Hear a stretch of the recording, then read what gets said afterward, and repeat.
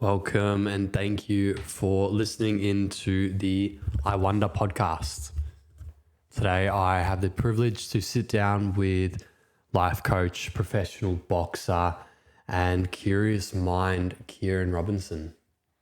Now, this conversation was amazing. We talk into so much about our past and parts of ourselves that had to die in order for us to become who we wish to be. And we discuss ego death, we discuss ways and techniques to go about complete transformation in life. This chat is full of substance.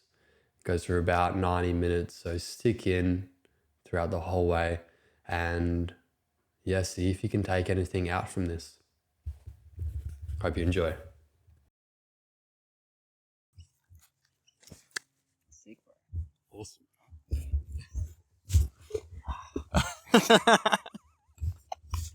Yeah, it's like I'm just gonna say that. man. Oh man, good. Thank you. Appreciate that. It wasn't me. Man. That was your breath. That's the best thing about It's it. good to take a moment just to be yourself and just do that. Mm. It's really good. Thanks for coming out, man. Thanks for having me. So, welcome to the I Wonder podcast. So it's titled I Wonder because I feel like the first stages and steps of growth are from this perspective of wonder and this willingness to learn. So the acceptance that we might not know everything and that childlike wonder that we had when we were kids. And that's something that, I feel like I really want to lean into. It's something that I feel like is the most important thing when it comes to life and personal growth, just to have that essence of wonder through life. So, Keirren, I want to ask you, my man, what are you wondering about at the moment? What is something that's maybe you've been working through, something that's been on your mind, something that you've been, really curious about, either within yourself or outside of yourself? And let's discuss it. That's a great question. Oh wow. And tell us a bit about yourself as well, if you'd like. Yeah. I'll start telling you a little bit about myself. So, I'm Keirren, as you know. 30 years old, and I'm honestly just a very curious person about life. So, for 13 years and still going, I've been a plumber. Going through that, transitioning through that to support work, coaching, and boxing as well. So, boxing has been a huge thing for me over the last, let's say, 5-6 years. And I suppose that kind of leads into what I've been wondering about is that, like, is there more? I think something that I've been really juggling lately is trying to obviously shift between working in a job that I have been for such a long time and really placing my identity around that, to then questioning, well, why can't I just do these other things and not have to worry about that kind of stuff? So that's where it's like it really goes into like people pleasing and all that kind of stuff as well. But I think wondering if there's more to life than just working for that paycheck. Really, that's the first thing that sort of came to my mind. Thanks, brother.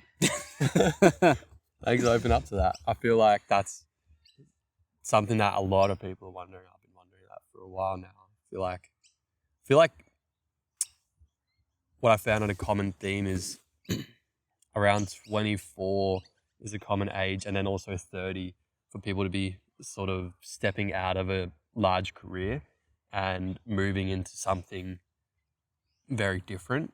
I find that it's very common, especially just the people I know after high school will either leave a bit early like I did, or finish and go through college or university and do that and continue until about like at 24, 25, or all the way even to 30. And there's always, in this day and age nowadays, there's always that point where it's like, Yeah. fuck, what else is happening apart from just the same day-to-day work? Yeah. Well, it's like I feel like you get into these patterns and stuff, and I don't know. For me personally, I reach this point. I'm like, is this really it? Mm. Like, what am I going to be a plumber for the rest of my life? Like, up until I retire. Like, my back's fucked now. Let alone like I'm only 30, and I'm like, what? I got another 30 years on top of that. Yeah. It's not gonna work. And it's not even necessarily that, but like, there's more to me. There's more to life than just like working your ass off for what though at the end of the day. I think for me, I suppose like it works for some people. For some people, it's their life. It's what they want to do, and absolutely, there's nothing against that at all. But yeah, for me, I was very curious. I'm like, no, you know what? Like, for me, it's not fulfilling whatsoever. Like, yeah, you paid well as a plumber and stuff, but it's like, cool. That's the only reason why I'm doing it. Yeah. And like, the more you chase money, the more it runs away at the end of the day too. So what's the point? So when did that sort of come through? Because, I mean, you've been in it for 13 years. I would think that after that while, like when you start getting good at something, when something starts becoming so consistent that, money becomes a lot easier to have, and you find this rhythm that it's very hard to sort of even think outside of that. Yeah. How'd that happen? I think this all started happening probably about 6 years ago. So yeah, when I was about 24. I'd finished my apprenticeship. There we go. I'd been a qualified plumber for about 2-3 years, and yeah, I started just questioning all the things of like, is this really where my path is taking me? And do I want to be working like this for the rest of my life?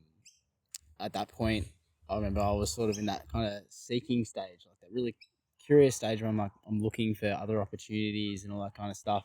At that point, I had no idea like what I was even looking for, what I wanted to do. I was kind of looking for any kind of out at that point. So even at that point, I discovered this kind of ended up being like I put myself in an MLM type thing, like a multi-level marketing kind of business sort of thing. It was like a mentorship group. And like, don't get me wrong, like it's like one of those pyramid scheme things that everyone calls it. But like, look, I got a lot of knowledge out of that, and I wouldn't take it back either, because I learned so much out of that, and through that opened more doors to other opportunities. And ultimately, it's gotten me into the coaching that I do now. It's got me into the breath work, and ultimately, it's got me connected with you and other people around the community as well. So I wouldn't take any of that back. I think it's been leading with curiosity and just, really just leaning into things and just trying it. Because at the end of the day, like, life's pretty short. Might as well just try shit. Yeah. And just not worry about it, And can I ask you because you're like, in the times that I've met you, like you're such just a grounded guy. Like the way in which you talk, I couldn't see you getting like too heated. You seem very stable within yourself. Is that felt on the workplace? Because I understand you're still working a bit as a plumber. When I personally was still in carpentry and were doing all this self-development work, there were many shifts that not only happened within myself, but also with some of the other boys, practicing sobriety, or one of them was calling it sobriety, where he wasn't doing cocaine every day, but he was only doing it on the weekend. Or one guy who was started going on for runs in the morning because I wasn't telling anyone, but everyone soon found out that I was waking up at like 4 a.m. for like runs every single morning. Has that had a similar effect with you? Have you been the same sort of company for a while, or has there been like noticeable shifts either on the work side or within other people as well, just from you? Yeah, 100. A little bit quirky, a little bit different than the common plumber. Yeah, 100%. So I worked for the same company for 13 years, like 12 years, and I've gone back to subcontract with that same company every now and then. Over that time, I had built a very good relationship with my boss. We actually started a business together as well, like a plumbing maintenance business. And that fizzled out, and that was where I ultimately decided to, that's it for me. I'll subcontract and stuff like that, but I'm not here full time anymore. I need to really like do my own thing now. I think over those times where starting from the age of 24, getting into what I did, a lot of learning about myself, a lot of work around emotional intelligence, and a lot of work just within just that inner work within myself. Then it really started to show on the work site for sure. Like I'm sure you would have experienced on the work site as well, like some high stress environment. There's a lot of people in there, unfortunately, especially the older generation, where they'll crack the shits over the smallest little things. And I was, and in the position I was in at my work I was in that supervisor role. So I'd be copping it from the guys on top, and then somewhat, receiving a lot of stuff from the younger guys and the apprentices and the other workers, like other trades and stuff like that. And, anyone who knows me well knows that it takes a lot for me to even get the slightest bit angry, because I just don't have it. It's just not there. Purely because I think I just look a little bit deeper when it comes to that kind of stuff. Like if you're yelling at me or whatever, you're losing it. Well, it's a reflection on you, not me. It's got nothing to do with me at the end of the day. So it's like, I really hope you're having a good day, or your day's going to get better. But I don't hold that. And it definitely reflected on site, especially with my apprentices. When I left, I remember having a bunch of them come up to me saying, we're going to really miss working with you, because no matter, even if it's a really shit job that we're doing or whatever, it's always calm. It's always like, it is what it is. Let's just get it done. And I was never the one to be like, oh, go do this. And I wouldn't tell someone to do something I wouldn't do. I would never put someone in a position where I wouldn't do that exact same thing. So and I'd always try to hear the person out too. Like if they're struggling with something, or really like getting frustrated with something, I'm like, hey, like let's take a step back, take a deep breath, and let's have a look at the situation. Like let's respond rather than react. Yeah. So I was just taking that second and being like, all right, let's do this. And it definitely showed on site. Everyone was always calm most of the time. And the way I say it is like, look, at the end of the day, we don't necessarily want to be here. Like we're here to get paid, so then we can go live our lives, do all those kind of things. We may as well enjoy our day while we can. Yeah. So let's do what we can do to enjoy it, right? And make work somewhat fun. It's how I always try to approach it. Yeah, that's awesome, and it really can be like, especially I've had supervisors similar to yourself, and you just know that whenever you're doing a site and the supervisor is just such a legend, like they're so compensating, they're friendly, they're funny, they'll come out and crack jokes, they'll be calm if something stuffs up, they're like, it's okay, there's plenty of budget, like we but it always makes the site so much better. And even with trade, like most of the time, like we are just there for the money. You know, we're there to get the paychecks, so that way we can get more money to go on Bali trips. You know? Yep. Basically. Yep. The pokies and the beer. And luckily, I didn't really get into the pokies and stuff. I could never see like the benefit in that. I was like, dude, nah. I had a slap every now and then. I'm like, it's so quick to lose your money. Like the way I always saw it was like, I don't bother gambling because I work way too hard to try and earn that money to roll it away for the slightest, tiniest little chance that I'll get like a little win. For sure, man. And he was like, nah. I'm like, you go do that. I'm like, nah, I'm good. Exact same. I had mates who were so addicted to the pokies. Yeah. Like had a place down. I won't say where, but it was right near a pub. which had pokies open until like 4 a.m. And if you'd wake up, you'd be like, oh, where's this bloke? And you're like, I know exactly where it is. It's like a 5-minute walk. You walk down there, and they've got 10 machines running. And I've seen mates win $10,000 and lose 20 in the same night, and that's an over exaggeration, but it's actually so true. But my dad, he used to run all the bars and pubs in St Kilda, a lot of dodgy and bikey ones as well. So he taught me a lot when it came to gambling. When he taught me blackjack, he taught me how to be a dealer in blackjack and how to cheat, and how to like make sure I knew everybody's cards and different little tricks and stuff, because he was the dealer. Like, he was the guy who did all that, and he also obviously ran the pokie machines. And I've very, very lucky to say that I've never even like put a 5 cent slap on, because there's no point. Like, I think the statistic my dad taught me was that in each dollar you put in, the casino will inevitably keep 30% of it. Yeah, wow. So it's a strange statistic that, like, if you put in $10, they're inevitably going to have $3 back. So they're always making money, no matter how much it seems like we're getting from it. It's like, whenever you put in money, they're fine with it. It's funny. It sounds like the government. Yeah, exactly.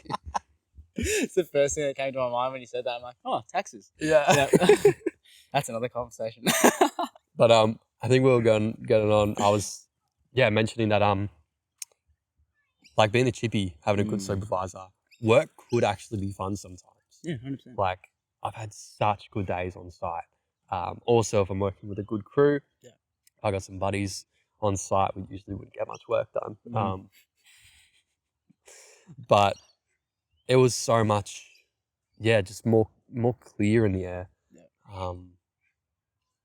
So it's an amazing thing to be in a space that stereotypically isn't that, and be able to hold yourself so grounded, and defying against that stereotype. Yeah, do you feel like you define against any other stereotypes apart from the grounded Zen plumber?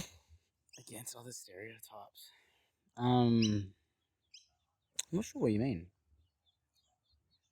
Like, anything that's of the norm, of the normal society. It's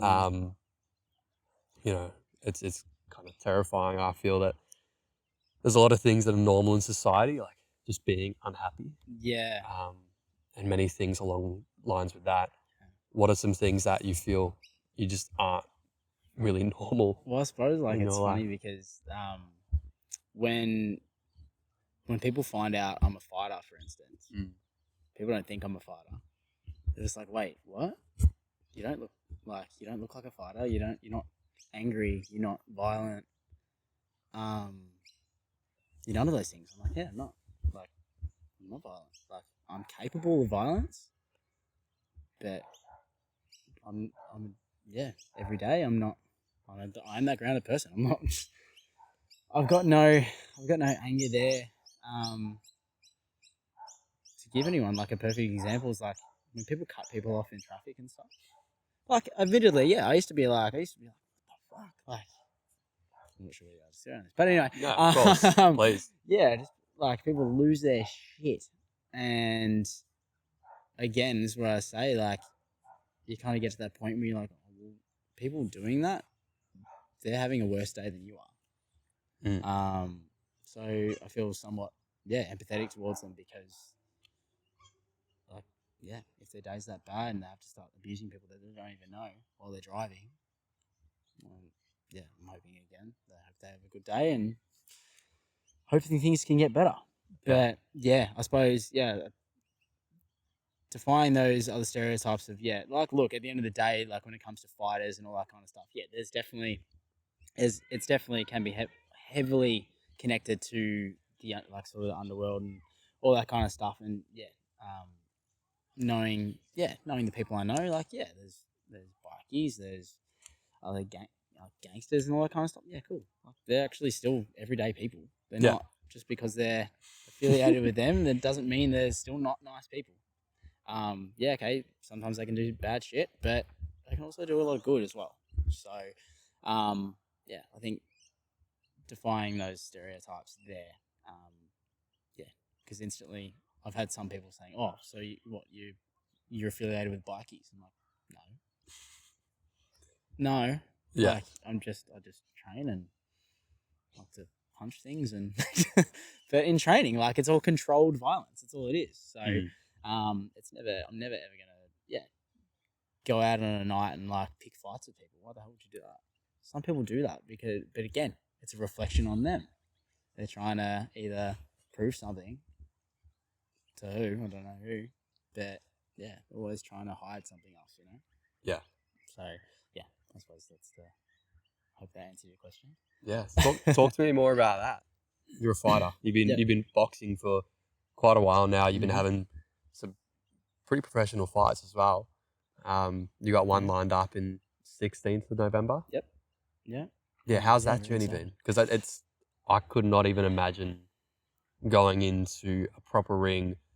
Not just that, but also having the audience around and friends and family and the pressure or the pressure building of, am I going to get beaten up right now? Is this guy is literally there to hurt you? Yeah.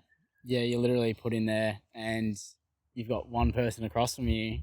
It's just you and him.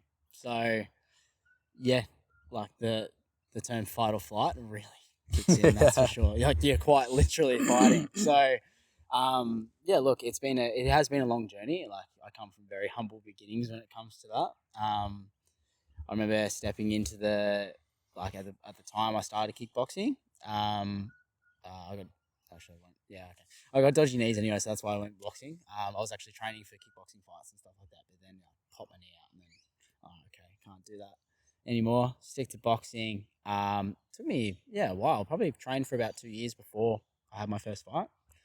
Um, Stepping into the ring is something so different. Like I remember, thinking that I was really fit coming from like a football background and playing sport all my life and all that kind of stuff. Yeah, humbled very quick, that's for sure. And then How'd your first fight go? I won. Oh, It was awesome. really good. I got a standing 8 count and everything. So it was like, it was really good. Like I couldn't ask for a better result, really. Um, yeah, it was a really, really good experience. I remember like, being so nervous. And for a while, like I've had 12 fights and Wow. up until probably my last one, so my 12th fight, up until then, all those fights, I would be so nervous. Um, like an absolute nervous wreck. Like I'd be like a deer in headlights. And it would take up until I'm in the ring and the bell sounds, that's when I'm alright. Before that, I'd be in my head. Um, yeah, Or just like thoughts questioning of, everything. Yeah, well, thoughts of like, shit, he's going to beat the shit out of me. yeah. I'm going to embarrass myself in front of everyone. I'm going to look like an idiot. Um, yeah, a lot of feelings and thoughts of like not being good enough. Like, what gives me the right to stand in the ring against this person here and fight for a Victorian title? So yeah, a lot of questioning around that and feelings towards that, and sorry, and yeah, it's taken a lot of work, especially over my last probably 4 fights. A lot of work through that, working with multiple coaches, working a lot within, just to be able to get through that and stop questioning my worth at the end of the day. And that goes obviously a lot deeper. Um, which I'm still doing the work around. It never stops at the end of the day. But yeah, I think getting in the ring is something that I would encourage anyone to do. Even like you don't have to go in and like try and knock someone's head off. You do it for fun and stuff. But it's such a different feeling. It Mm. really is. Like I've played in grand finals before. I've done all that kind of stuff, and it doesn't compare. You step in there, and it's you. At the end of the day, it is you versus you in there, not necessarily even the other opponent. Because if you can't back yourself, well, then you're not going to be able to hold yourself against someone else. So Mm. yeah, it's a huge thing. it's something that I've really fell in love with, and I fell in love with the process of it, like the art of boxing, and just the discipline around all of that Yeah. has changed me in so many ways, and it has literally, yeah, it's helped me in, like, put me in the position I am in today, like with life and everything. So yeah, it's really put a lot of emphasis on, yeah, discipline, how I even carry myself, and yeah, how I can also regulate myself during such a chaotic time as well. And how do So, you do that? through the breath at the end of the day.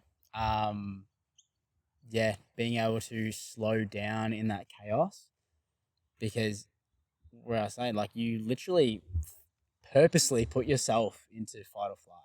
Yeah. You're in there and you're quite literally, in a sense, like, your body doesn't know any better.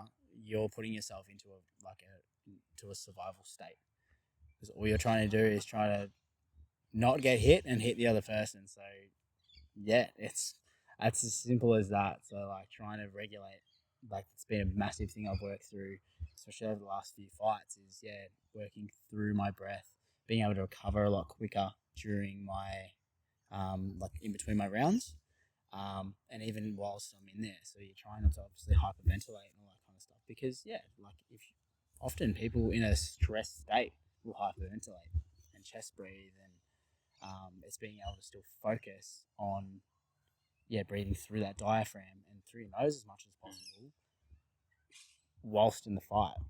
So you got a lot of things to think about in the fight. And that's what not a lot of people realize, is that just because I'm a fighter doesn't mean I can't think, and I'm not, like, a lot of fighters, they're seen as probably, like, quite dumb or like punch drunk in a sense. Nah, it takes a lot of thinking and a lot of, like, really, like, fast decisions. Yeah. Because it could be a split second and you're getting punched in the face, and Yeah. you could be knocked out. You know what I mean? And it would So take, like, trusting in those decisions Mhm. either. Like, you can't really you can't second afford to guess yourself. Yeah, you can't afford to hesitate Yeah. at all. As soon as you hesitate, you will get hit. There's no doubt about that. Mm. So yeah, it's being able to, yeah, try to keep yourself as calm as possible in the chaos. Yeah. Do you feel like that ability to not hesitate on big decisions is, like, in boxing, everything's a big decision, even the smallest movement? Do you feel like that's relayed into your life in the way in which you settle through things, even in plumbing or everything else? Yeah, I believe it has. It's being able to, yeah, just make the decisions. I think we can all get so caught up in our heads and, like, think about the things that we want to do, and then not actually take any action on those things. And yeah, like, in my experience, yeah, I've done that heaps. Like, I'll think about, oh, I want to do this, I want to do that, and then it'll just stay in the think bank for such a long time, and then I don't do anything about it, and then that opportunity's there, and then it goes away. I've had a lot of missed opportunities just because I haven't taken any action on it. Yeah. You know, I feel like I'm at the point now where if I think of something, I'm just going to take the action on it and just give it a crack. And that's the same, like, that's with my boxing. I'm like, you know what? Okay, if I want to get serious with boxing and I want to go professional, I want to get paid to fight. That's a bucket list thing for me. I want to go professional and really, yeah, really step into that, like, high level, elite, like, world class fighting. Okay, cool. What's going to take for me to get there? Okay, it's going to take some decisions to get there, and take some sacrifices, take some other thing, and, like, take a lot of action, right? And so, all right, if I'm going to do that, I need to make these decisions now. Yeah. I'm 30, like the average fighter. Like, I believe I'm, like, either in or approaching my prime, but I know I've got limited time. Yeah. Like, yeah, the best fighters in the world, Terence Crawford, for instance, like, very similar weight to what I am, but he's 37. Right, he's in his prime. Like, he's supposed to be old in the sport. You know, so I know I've got that window, but I need to act now. Yeah. So that's the biggest thing. There's no point leaving thoughts in the think tank and not ever taking action on it. Yeah.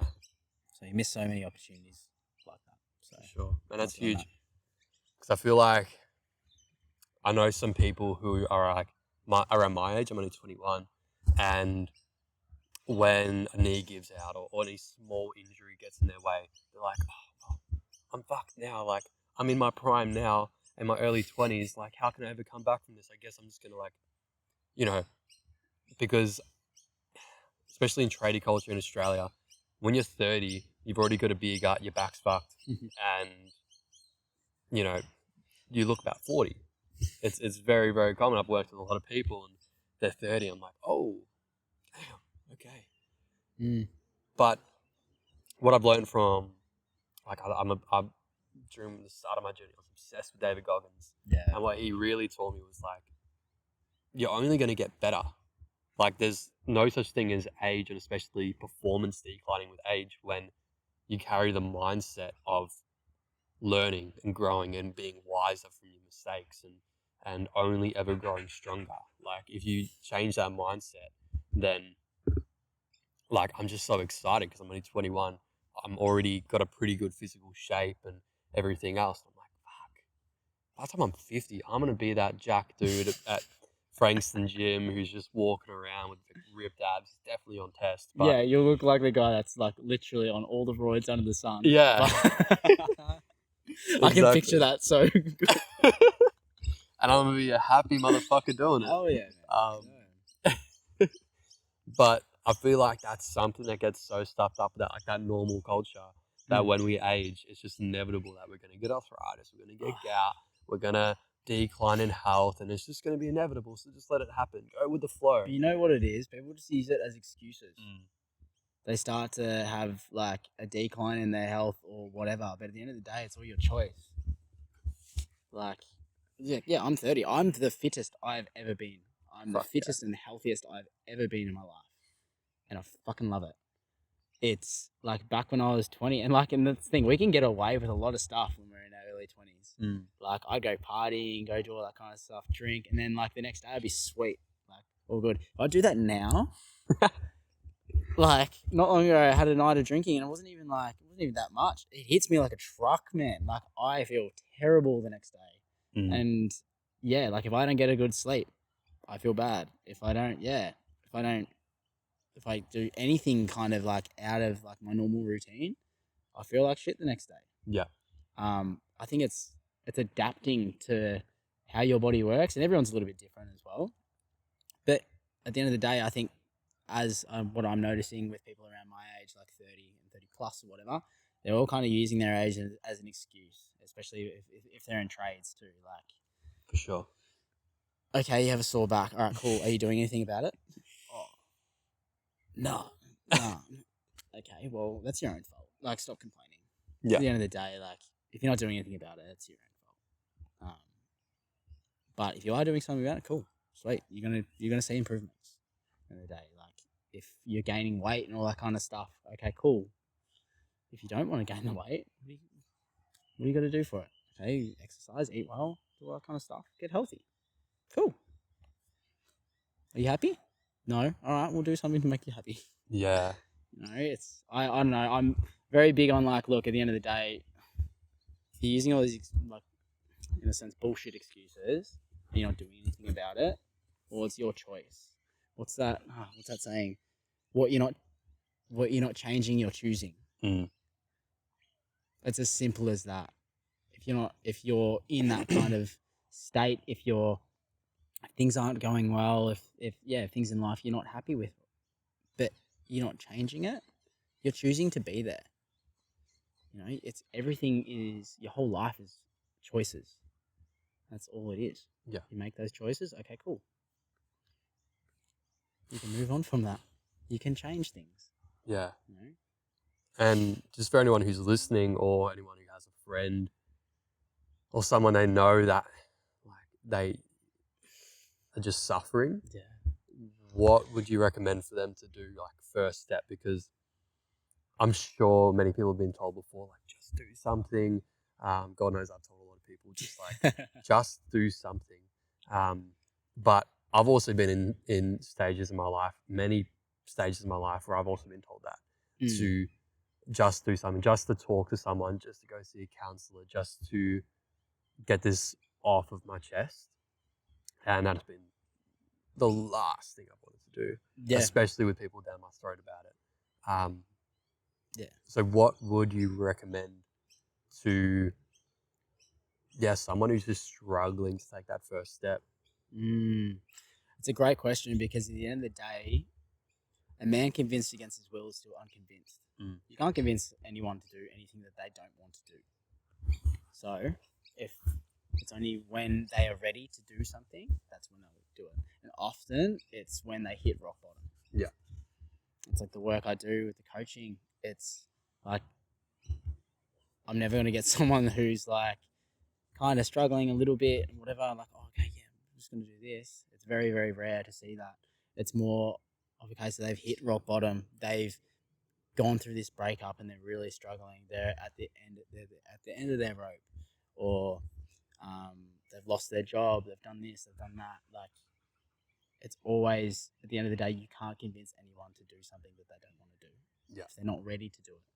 I think at the end of the day, if you want to change, if you want things to change, you need to do something to change. And it's as little as like even just getting outside. I think even just getting outside and going for a walk. Like, it's hard in Melbourne these days because you get one day of good weather and then the next day it's like raining. You're like, Yeah. what's going on here? You feel like the universe and nature and everything is against you. Yeah, there's like all these things that you can do, and like, yeah, we can like rattle off all these things. Oh, go out and get bare feet in the grass, or go out and exercise. Go speak to someone. Like, go to see a therapist. The amount of times I've had people come to me and say, hey, like, I've told my mate to go see a therapist. I'm like, they're gone? No. Okay. Well, at the end of the day, you can't tell someone to go see a therapist. Yeah. They need to want to do that. Okay, yeah, you can plant the seeds, all that kind of stuff. If you have, I suppose, like, at the end of the day, if you have a friend that is struggling and all that kind of stuff, all you can do is be there for them. And you know what? Lead by example. You can't just tell someone to do something if you're not doing it yourself. You know? And that's the biggest thing. I think that's something that is very prevalent in like this sort of self-development space as well. You get a lot of people saying like, oh, just go do this, or yeah, go do this and that. But if they're not actually embodying that and doing that themselves, where's the trust? Yeah. You know? Yeah, lead from example. Yeah, lead from example. That's all it is. Like, I remember seeing this vision. This visual was like a boss is like someone like, yeah, they're just like barking orders at these people. It's something like, it's kind of like Egyptian times or whatever it was, I think. And they were pulling this rock or whatever, and you've got someone sitting on the rock like barking orders at them. And then you've got the actual leader themselves pulling it with them. At the end of the day, if you can get in the trenches with them and be there to support, you're leading by example. You're doing the right things. That's the only way that you're going to be able to support your friends in doing something like that. Yeah. You know, yeah. To answer the question, like, yeah, if someone is really struggling out there, just, you know what, just remind yourself: if nothing changes, nothing changes. You know, it can just be the smallest little thing. Just do something a little bit differently. Like, if you know that you're drinking a lot, for instance, a lot of alcohol or whatever, cool. We'll start with one less beer. You know, it can be as little as that. Yeah.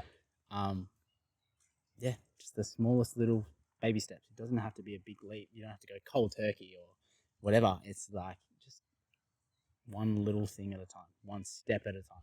Yeah. One foot in front of the other. That's all it is. Yeah. Progress. Yeah. Yeah. What would your answer be to that question? I'm actually really curious. What was the original question I asked you? So, if there's anyone like struggling out there, like, what would be the thing you could say to them? Like, what would be the first step, like, in changing and like and doing something about it? You know, I've been so curious on this because a lot of close people to me are being hurt by their own lack of action and inaction. And, you know, it hurts me, but it hurts them more. Yeah. And I've been listening to a lot of Tony Robbins because I love the guy, and Go. he has absolute go. He has amazing views on this of leverage. So I won't be able to perfect exactly how he says this, but we get stuck in this no man's land. And I've been there, you've likely been there, we've all been there in this no man's land where we're not really thinking of better or worse. We're just sort of in this consistent nothingness where we're not growing, we're not pushing ourselves into discomfort. We're just staying in the comfort, watching a lot of Netflix, maybe indulging in social media, probably. The diet's staying the same. Nothing's changing, nothing's moving. And this always feels like it's this straight line. But what people don't notice is because the world is in a consistent state of change, nature is always changing, it's always moving. And if you're not and you're stuck in this no man's land, then you're slightly on this downhill battle. You're only slightly on this decline where we'll eventually find, and it can take people like up to 30 years stuck in this no man's land and drifting even when there's no outside thought. It's just the same thoughts in a loop and a spiral over and over again. It's the same days, the same weeks, the same problems, same arguments, the same. And it gets to a point of that point of leverage where it's either something that they get exposed to that is really good. I feel like that's something, I had a mixture. I had something that was really good come to me at a time when I was really bad. So out of that no man's land is the pit where that rock bottom, that point where it's like, fuck, there is nowhere else but up. I cannot get any lower than this. Yeah. There's also a point where even if you're stuck in a no man's land, you can have something happen to you like I did and accidentally stumble upon a community session down on a beach, cool to be conscious, and never know that's a thing. And then all of a sudden be surrounded in love and not even in conversation. No one even really talked to me much, but just everybody was in this essence of growth and love and was grounded. And that completely showed me this new light, this new life. So I was at my rock bottom and was shown to something that I was given leverage of something that was amazing. Yep. And from there, that instantly sparked within myself, without my awareness of it, a change. Where then I decided that I was going to clean myself up. And Tony also puts it in a story form, in a beautiful way of, like you say you can't do something. When someone's smoking was his example. So if someone's like, dude, I just can't stop smoking. It's like, I've tried before. I've tried for 10 years. I just cannot stop smoking. I've done vaping. I come back to smoking. I've tried weed. I come back to smoking. I just can't do it. And how he puts it in story form is a mafia mob boss coming to this guy, putting a gun to his head and saying, if you ever touch a cigarette again, I will have you on 24-hour surveillance every single day. If you ever touch a cigarette again, I will kill you and your family. Leverage. Yeah. That dude is never touching a cigarette again. Never. So that doesn't really make any sense that he can't. That he physically cannot. Because he can. Well, your mind is your only limitation then. Yeah. That's what you tell yourself. If you're telling yourself, I can't do something, of course you can't do something. If you tell yourself, well, maybe I can do something. Yeah. Opens up a whole new world. Yeah, and like you'll find that, like my dad was the same. He stopped smoking when my brother was a kid and grabbed a packet of cigarettes and put one in his mouth. And that was that leverage, right? Yeah. That was that point of like, okay, this has to stop now because there is no going back from here. Yep. And that's that same thing of a mafia mob boss putting a gun to your head and saying, I will know when you smoke a cigarette. Yeah. It's never I can't. It's always I won't. Yeah. It's always that choice, like you were saying. Yeah. So that's my take on it. Yeah. And it's hard sometimes because when you're stuck in that no man's land, you can't really see a way out. That's what the whole point of it is. And you can't really see much higher or lower. Yeah, it's what you choose to do when you're at rock bottom. So again, like if you have some positive influence around you, in a sense, latch yourself onto that. You know, like at the end of the day, if they're perceived to be doing well and all that kind of stuff, mentally, physically, spiritually, lean into it. Lean into those people who you think who you look up to. Yeah. In that sense, right? Yeah, I think having some good support around you is huge. Like, yeah, you are a product of your environment at the end of the day. If you're hanging out with people who are dickheads, you're ultimately going to be that dickhead as well, you know? For So, sure. what's that saying? It's like, you're the average of the 5 people you hang out with. Yeah. You know? Yeah, it's huge. It is massive. Like, I've done a lot of culling, whether it's been like on my own kind of front or it's happened organically kind of thing of like people in my life. And right now I believe I'm in a really, really, really good place with that. I've surrounded myself with like really, really good people, and I couldn't ask for a better bunch of people I've got around me. Yeah. You know, so yeah, there was times where my own friends would make me feel like shit. Make me feel worthless. Make me feel like it wasn't enough. I'm like, ugh, like, where's the support there? You know. So, yeah, I really love that answer though. Yeah, it makes me really think about like I can't and I won't. You really have that choice. Everything is choice. Yeah. At the end of the day, it really is. Yeah. Do you mind if I ask? You're talking about culling, and within the space of human development and growth, along with growth is like a lot of death. Do you mind if I ask what versions of you are dead and buried? What versions of you are dead, or even some might even some will be alive that might be tapped back into on a higher note. But do you mind if I ask, like, what are some versions of you that you've culled, that you've killed? Some versions of me that I've culled and killed.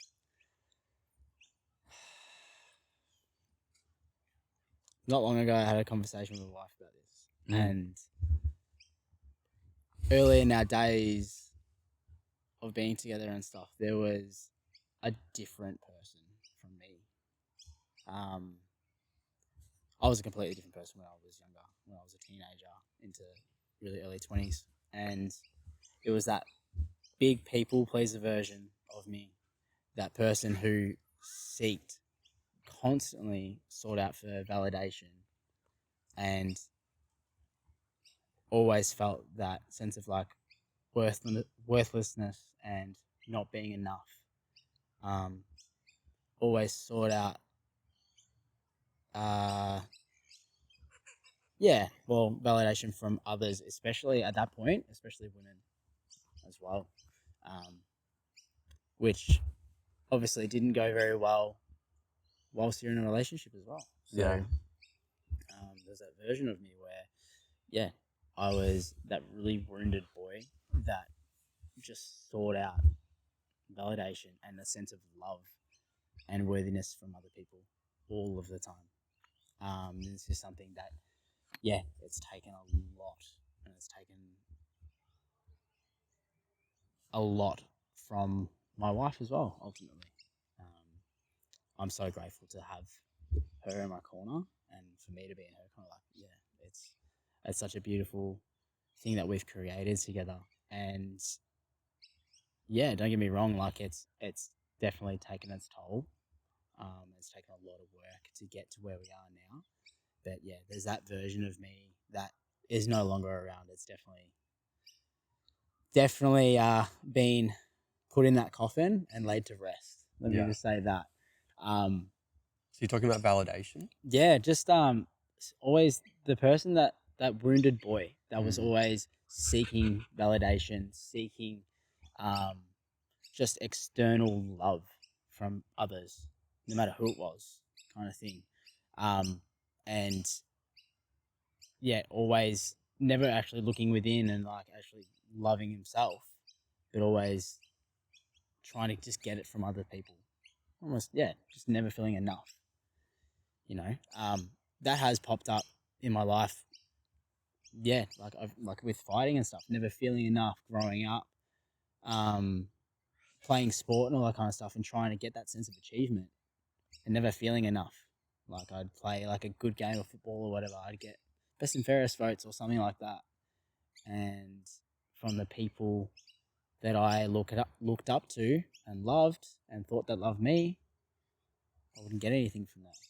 So subconsciously and would come out consciously, it's just I'd be trying to seek it from everyone else just to try and feel something,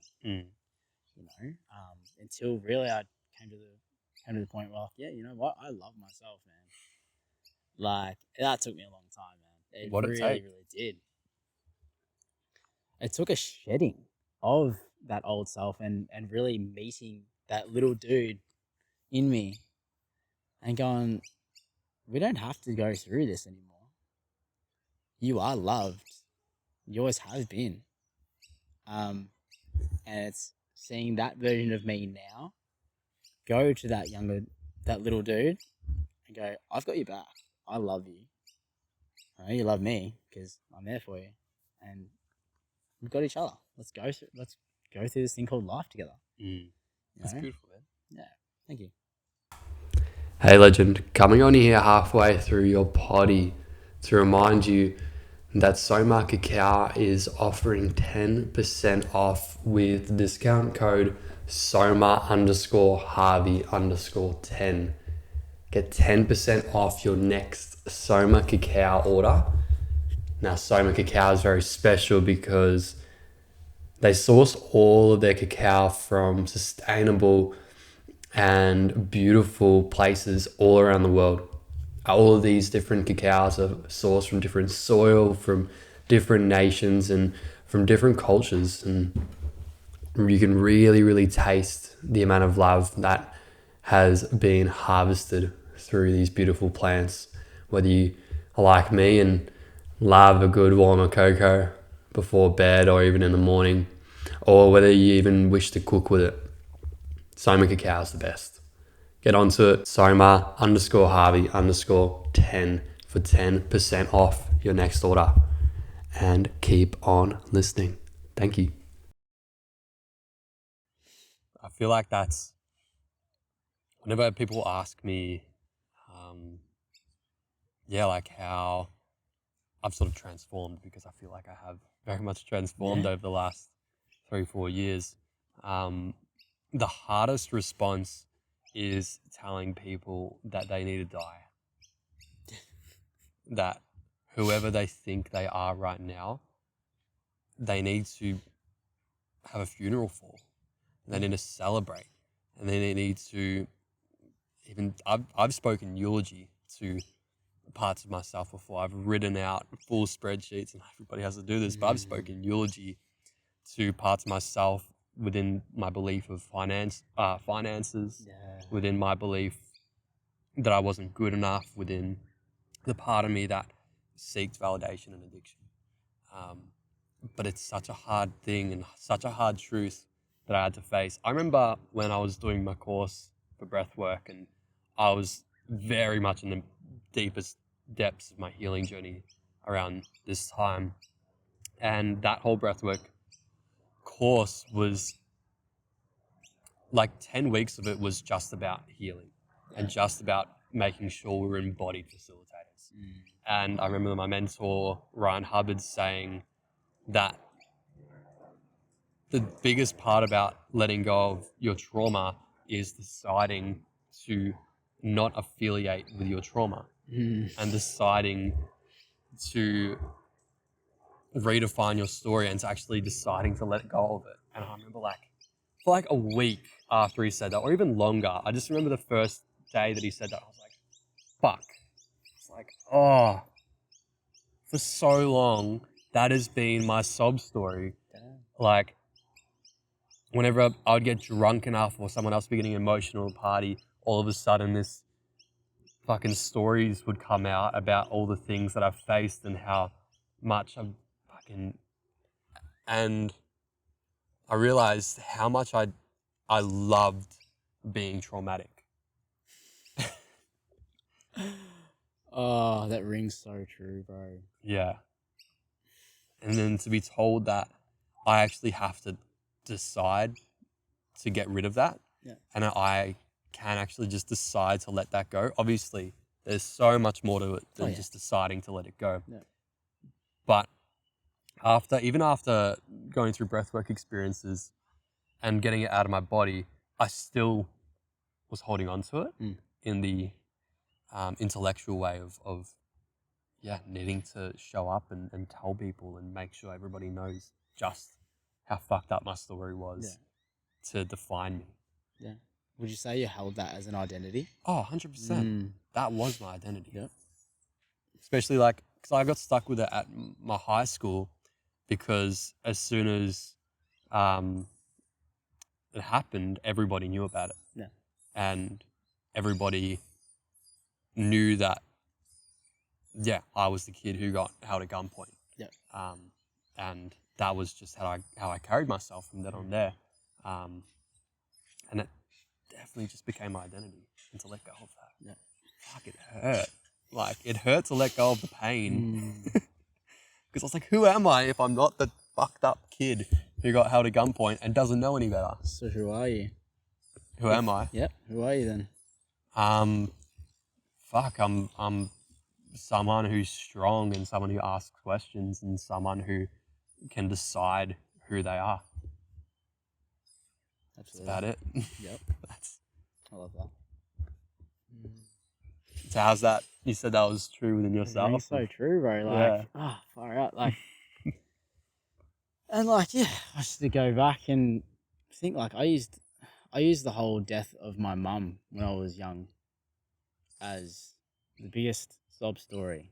And like, look, obviously, no, it's not a great thing, but it can be a really, really hard thing, but I used it somewhat as an excuse, as a sob story, as an identity. I was the one that kid that had his mum die of cancer when he was 15. And I used that for years.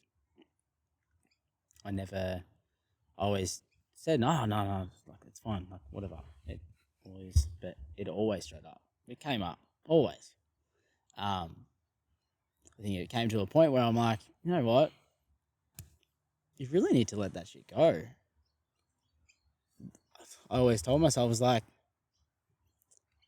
at the end of the day, would my mum want me to sit here and fucking cry about it for the rest of my life? Or would she want me to live the best possible life I can possibly live? It definitely wouldn't be the first option. So being able to let that go and choose to not let it be my identity, it's so freeing. And then all of a sudden, things start to happen. Things start to move forward. Because as long as you're holding on to something that's behind you in the past, imagine it being like this massive rock that you've got like a rope attached to, and you're holding onto it. You're trying to pull it with you. You're not going anywhere. Let go of that. Yeah. You're propelled forward, and you're long gone. It's beautiful, man. So it's terrifying. It's terrifying. It's terrifying to let go of that identity, bro. Yeah. And it's something that as well. you hold on to for so long, and it is you. And at your core, it's you. Well, to what you think it is you, but it's truly not. It's an experience that you've gone through. It doesn't define you, though. So... Yeah. I feel like that's what I mean. Yeah. Well, that's what we mean around death, around dying. Like, especially letting go of, like, the identity, but also very much like those big catalyst things in which you're, like, I've identified myself by, which were many things. The biggest one being a victim. I was one of the biggest victims I know. and it was something I held myself by, pretty much unaware of it, but also just every thought, everything, I deserve better. Everything was within this victim complex. And, you know, we can talk about it, we can move through it, we can release it, and all of those things are necessary. But I also know people who have done so much work on their identity and all of their past, but do it in a way that they still also just hold on to it. Oh yeah, And they it's- use it as an excuse. Mm, I said they can hold on to that victim mentality. Why? Why stay there when you know that you can let go of it and move forward? Yeah, Yeah. okay. As I said, it's an experience that you've been through, but you can choose. Again, it gets to choice, doesn't it? You can choose to keep moving forward and keep growing. Something that gets thrown out there though with this sort of conversation and misconstrued, I want to get your take on it, is have you forgotten what that trauma or those huge things that happen in your life were, or those people you have been, just letting go of them, and do you just ignore that they ever existed? No, never. It's always going to be a part of you, right? It's, as I said, it's an experience that you have had in your life. It's so unique to you. Only you can take that experience of how you've taken it. Someone else could experience, let's say in your case, someone else can experience being held at gunpoint as well, but they're going to take it a different way to what you have. It's their own unique experience. We all go through these things in life, but it doesn't have to define us. And just because, okay, we let it go, doesn't mean that we forget about it altogether. Some people, it may work, but it's not working, but it's more of just a dissociation of like what has actually happened, and you never really integrated it. And that's another story, but it's being able to, okay, accept the fact that we've experienced that, but not actually let it define us as people is the ultimate choice that you need. Like, yeah, ultimately, if you want to move forward and keep growing and live your life, it's ultimately what you need to do. You need to make that choice. You can stay in that victim mentality and let it control you for the rest of your life. Like, oh, fuck it. With, like, there's family members and stuff that obviously all experienced that death of my mum. And to this day, there are people that still haven't let go of that. Yeah. They use it as their identity. It's their identity, unfortunately. And it's something that, okay, well, that's a reflection of you. You've got to go through that. That's your journey. Everyone's on their own journey. That's how they decide how it goes. You decide which path you're going to take. You keep going down that path and keep going down that victim mindset. That's on you. That's not on anybody else. You know, so yeah, I did not want to keep going down that path as well. There's no point in being a victim. Just keep going and experience the life that you want to live, you know? It's awesome, man. Yeah. What do you feel like would be the first step for someone who's pondering the idea of letting go of their identity? And What's funny, because you started saying like the death of that identity and all that kind of stuff, and I actually like thought of a process. Of course, the people mindset coach in you. Yeah, I've literally Planning a out a process PDA. dead set, like a full process, like a full physical process. Okay, lay and it like out. spiritual process of like taking things through. Like I can imagine us like doing that at the Men Over Matter retreats and stuff. Like literally experiencing that death and rebirth of the new version of yourself, right? So imagine, just like I'm just picturing this in my mind, of like we go through this process of figuring out these things, of this thing that we want a part of us that we want to die, right? We want to let go of. We want this person, this part of us to die.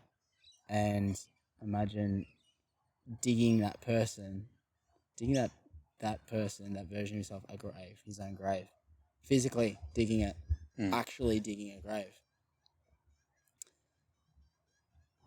Not sure. Yeah, I haven't thought this whole process through yet, but imagine like then putting yourself in that grave, That happens. being buried, bury that person, and then being in there for however long, but taking through that process and then coming out as that new version. I'm pretty sure there probably is something like that already, but I've that's seen literally it what online. I've like. Yeah, It's incredible. They have like I a little can see. snorkel. Yeah. that just goes up so they can just actually, breathe. I think I did say that online, but I think honestly, I'm not Nah, going to say the I made it original up. idea. But yeah, I think I did say something similar to that. But I'm like, that there is perfect. I can see that being so powerful for anyone. Oh, yeah, I don't know, just that process of like, taking someone through that. Imagine the transformation out of that. Yeah. And physically, you're physically, a part of you is like dying and you're being buried. Read that eulogy, right? Come up and be, just be resurrected into that best, like that next version of yourself, that best version of yourself. Yeah. Far Even out. for people to just take time, give them a journal, and they take time. We put some music on in wherever. They take time to write it out and then even do speeches in front of everybody. Yeah. I've done things like that. One time in front of 300 people. It wasn't my event. It was I'm with Dr. Espen and went up on a stage in front of all these people. And for several things, but one of them, I told them all my biggest fears. Fuck, that's terrifying. Yeah. There was another time that I flipped the table and was crying out of my feet, out of my ears, out of my nose, and that to be in a room with like 300 plus people watching me while I was just absolutely, literally crying out of my ears, like everything was just coming out, and it was around this spiral of shame. But I wanted to talk into one thing that I also really would love to start implementing at the Minerva Matter retreats. It's like essence of like shadow work. Yeah. Something that I've done actually quite a bit of, more so in the conversation side, and it's something that if anyone can access within an event, or if anybody has a partner or a friend who can really, really hold space down and even reach out to them and ask them. It's a fucking hefty ask, but it's something that I really want to provide to people is a conversation where I get to sort of pick who you are. And I've done this with some of my ex-partners. I've done this as in a random stranger is my ex-partner. But the biggest one I did, the first time I did it, was on this retreat, and it was designed for, we'd sit down in a group of 3 and we'd all go around in a circle and do each other. And it was designed for like, I'm sitting here and the 2 people in front of me are my mother and father. But as we started, one of the girls said, I'll be your mum. And the other guy said, I can be your dad or I can be your uncle. And then I even get shivers now. I just shut down, closed my eyes, tears came up, everything came up. And I just yelled at him like, you're not my fucking uncle, cunt. My language. And I had people holding me back because I was trying to kill this guy who just said he was my uncle. Because I put myself into my body that he was my uncle. And it gave me the experience that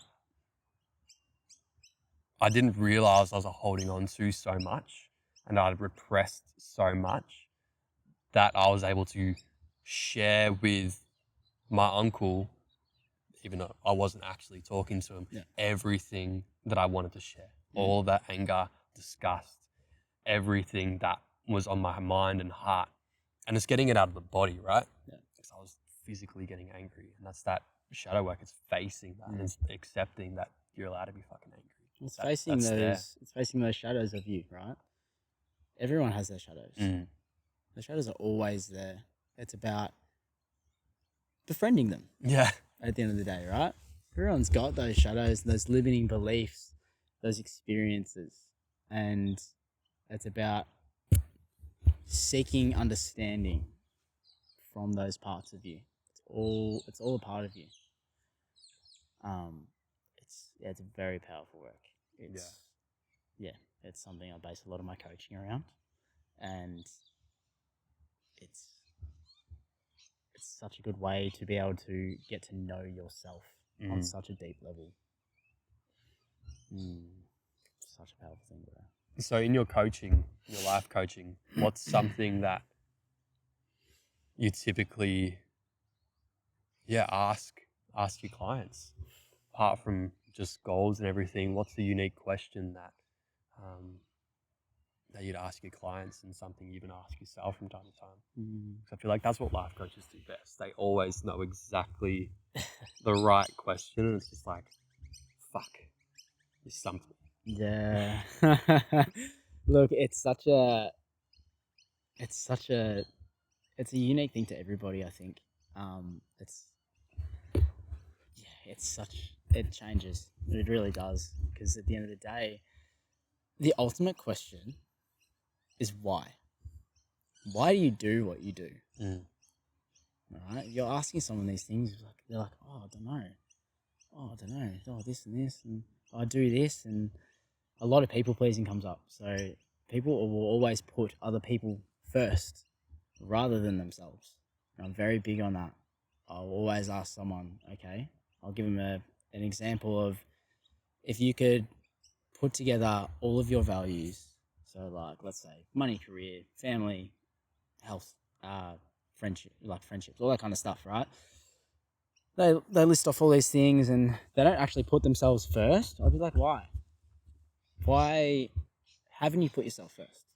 Because at the end of the day, if you've put yourself third, fourth, fifth, you're giving all those other things the third, fourth, fifth best version of yourself. You're pouring from an empty cup. Yeah. And ultimately, the thing that's on top, let's say you've put family on top and you're like way down at fifth. They're going to be the first ones to cop the brunt of whatever's left of there. They're going to cop the attitude. They're going to cop the abuse. They're going to cop whatever is there, like that's simmering below. And ultimately, it's not going to help that. It's not going to help that relationship there. It's not helping you. So I really encourage to get people to put themselves first and actually start to pour from that overflowing cup and give off to all those other things. So being able to, let's say, I actually had a client, recent conversation was that, all right, let's say you put yourself first here, and their given sport was at the top of their list, and then friendships, family, relationships, all that kind of stuff was next. Like, let's say you would have put yourself first there, what would happen? What's happening? Oh, light bulb moment. I'm like, when you can put yourself first, think about all the things that are actually going to get better there. Yeah. I said, why do you think, if all these things are first and you've got yourself down at number 3, why do you think nothing's changing at the moment? Yeah. You're like, oh, this is this. Okay. Why? It's all why. And that's as simple as that. It might not be that question that you're probably looking for, but it's why. Like, why are we doing all this? And this is where it goes back. It can go a lot deeper into, okay, let's look at why you're actually people pleasing in the first place. Yeah. What's an experience that you've had at a younger age? Because often the way life plays out now is how we experience life as a young boy or girl. If you can resort back, like go back and find those experiences through a process I take people through, it's okay, cool. Let's pinpoint that, use it as an anchor. Where are we getting? Like, where are these feelings coming up? Where are these other thoughts? Where are these other experiences that are coming up? How do they play out in our everyday life now? You know, once we can find that, then we can bring it forward. Meet our inner child, a little dude, a little girl, little buddy, and bring them with us on the journey rather than have them alone and not knowing what the fuck to do. Yeah. And I'm sure you would have seen, like, there's that little boy inside of us, right? But there is a lot of men that are still little boys. Yeah. You know exactly what I'm talking about. I do. You know, I know so quite a lot of that. yeah, man. It's but it's so common. And those are the ones that typically refuse to do the work, refuse to look back on anything, and they're the ones that need it the most. Yeah. I think the ultimate question is, like, how do you get someone to help themselves? You know? And look, you can't get anyone to do anything. They need to do it on their own. Yeah. And it's hitting that rock bottom, as we were talking about before. Yeah. You know? That's what I was talking to at the very start of this conversation about. Like, when you hit that point, that pendulum, the first thing that comes through is like questioning, like, what else? I'm sure we've both had moments. It's like, what else can come from this? Yeah. And just that, as soon as that click of questioning and actually asking, not just ourselves, but like asking out, then answers come straight through. Yeah. Like, always. As soon as we actually accept that we are asking, because there's there's asking while also holding an attachment of what the answer is. You know what I mean? Yeah. It's like, why can't I lose weight? Like, we sort of give ourselves then excuses right after. So a question I really want to ask you, especially as a life coach, because you get excuses all the time from other people, I'm sure. What separates an excuse from a reason? What separates an excuse from a reason? How can you or someone in their life identify an excuse from a reason? Because I give myself excuses all the time. Oh, yeah. I tell myself their reasons as well. Yeah.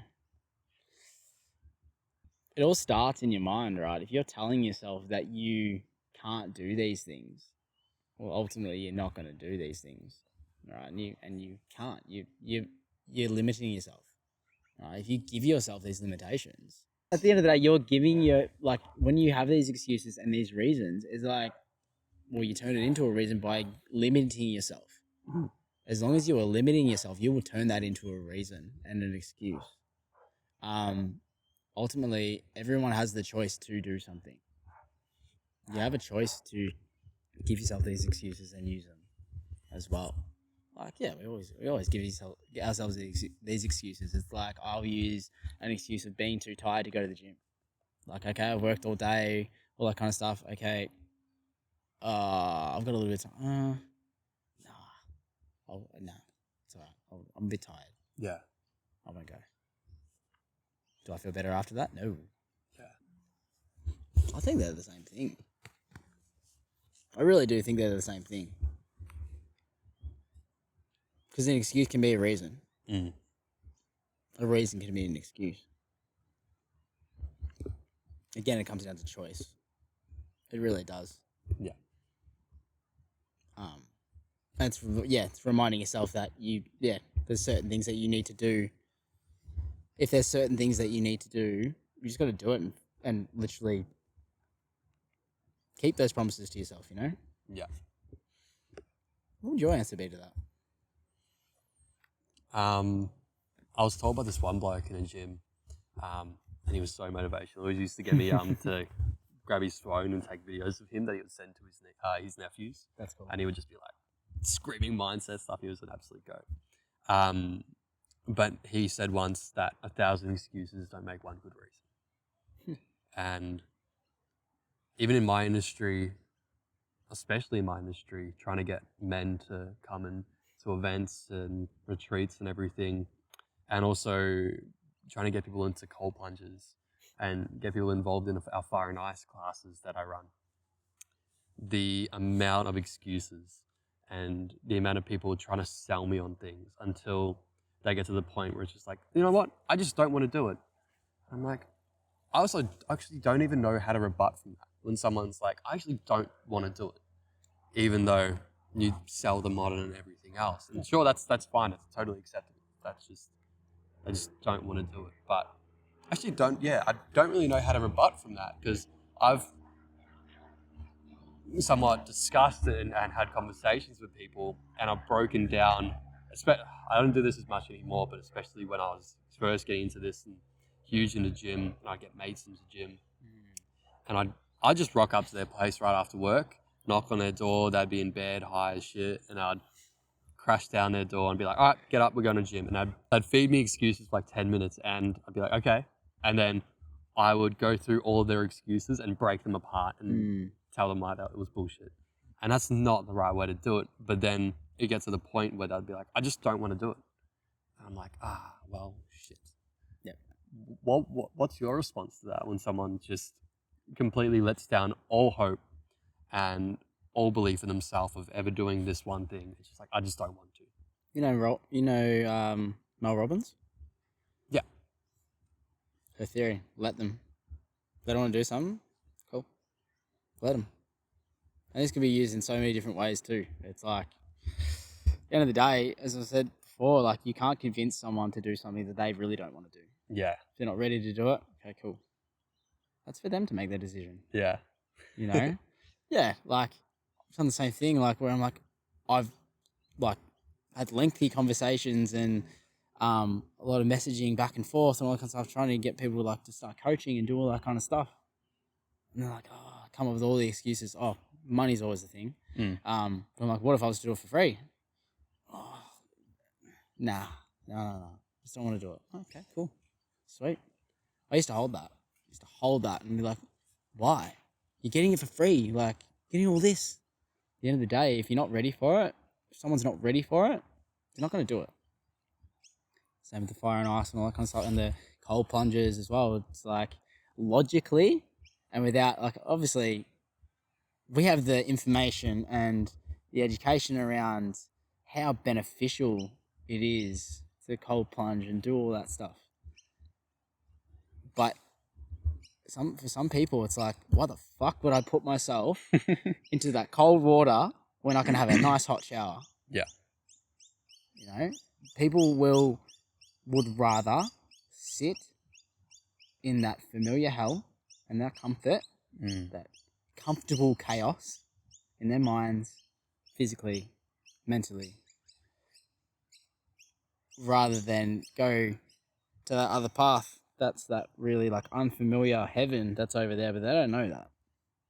They're just like, oh, nah, I think I'll just stay here. You know? Yeah.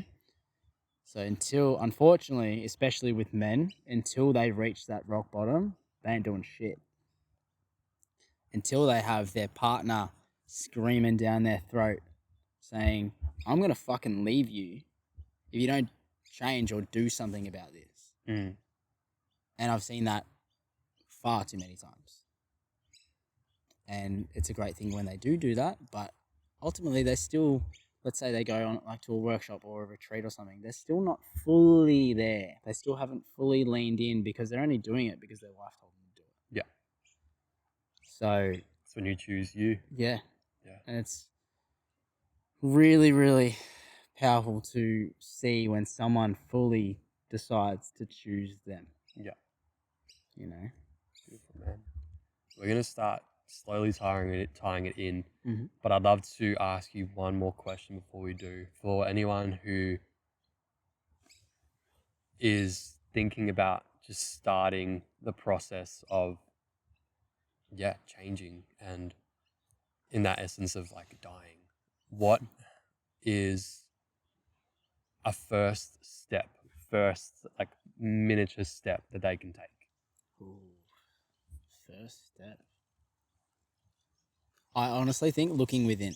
Mm. Because who are you with 24/7?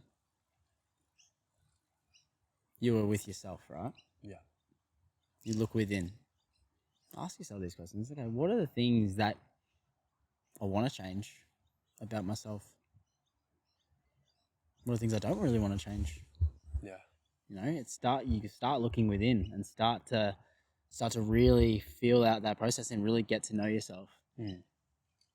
It's such a weird thing to probably think of, is that for some people, like, okay, yeah, we're with ourselves 24/7, and we think we know ourselves, but until you look within, you don't know shit about yourself. Yeah. All you think is like, I'm thinking about this vision of like the mountain, right? You see all these things above the surface, but you don't see anything that's below. Mm. You know, a lot of people are really, really surface level.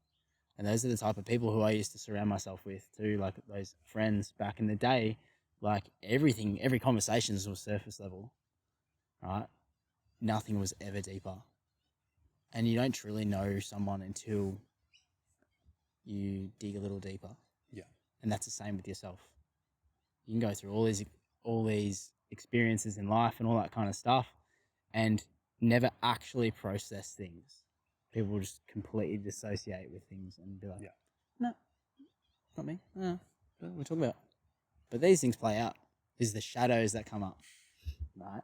So really, I think, yeah, shadow work is such a powerful, powerful thing. But that starts with looking within. Yeah. And starts like curiosity about yourself.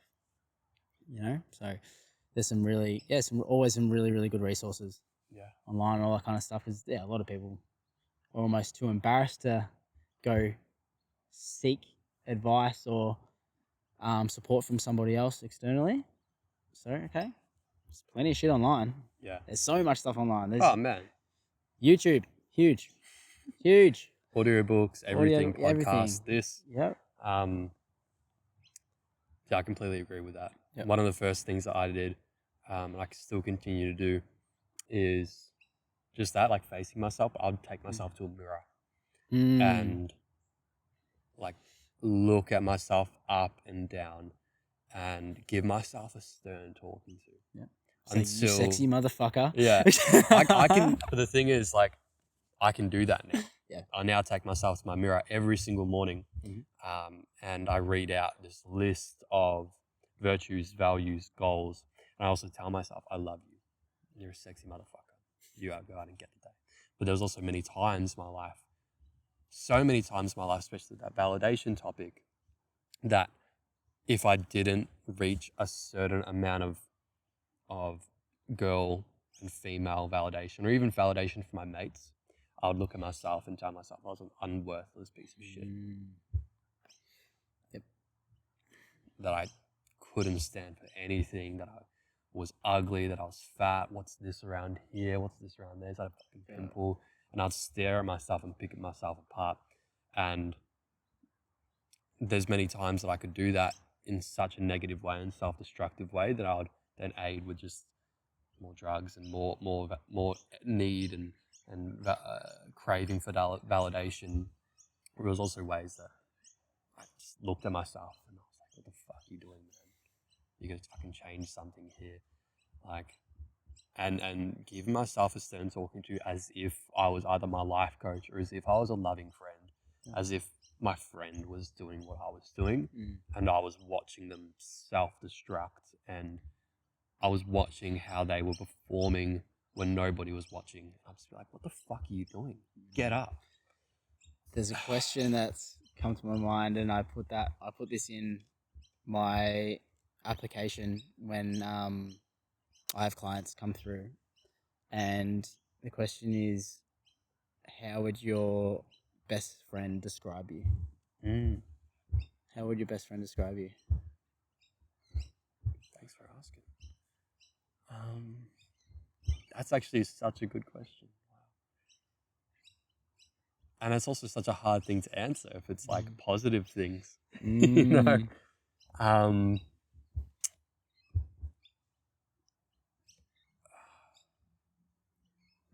best friend I'd hope that they would describe me as supportive. Yeah, definitely supportive. Selfless. Like, I love watching people do good things.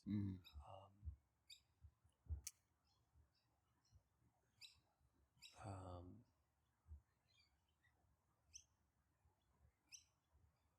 and selective as well. And he's brought it to my attention multiple times. He's a really great mate. Of times where I don't give my full self to him, or I sort of hold back on showing any other emotion than gratitude, good, and philosophy and other things. I don't really give myself fully in that emotional right, and I struggle to do that with many people. Yeah. Thank you for sharing that. Thanks for asking. That's a bloody good question. Yeah, it's such a it really makes you think, doesn't it? I love that. Amazing. Well, thank you so much for your time. If there was Thank you. any takeaways I could take from this, it would definitely be face yourself, take yourself to the mirror, or sit down with a couple of questions in your book, in a journal. Give yourself that time and space, and the whole concept around death and identity death, or even ego death, and what it means to sort of die and become anew, and what that sort of looks like. Yeah. As you being an embodiment of that. And choosing, choice. Your life is full of choices, and that's you. That's as simple as that. You just gotta make that decision. Yeah. Choose where you want to go. And I just want to say thank you so much for having me. Really, really great conversation, and it's made me think about a lot of things. And really love having these conversations, and obviously something that's not so surface level either, which is great. Really, really good. Thanks for agreeing, Thank man. you. Appreciate it. Thanks, bro. Yeah, appreciate it, bro. That's wow. Powerful, man. Very, very powerful. Hug. Come here, brother.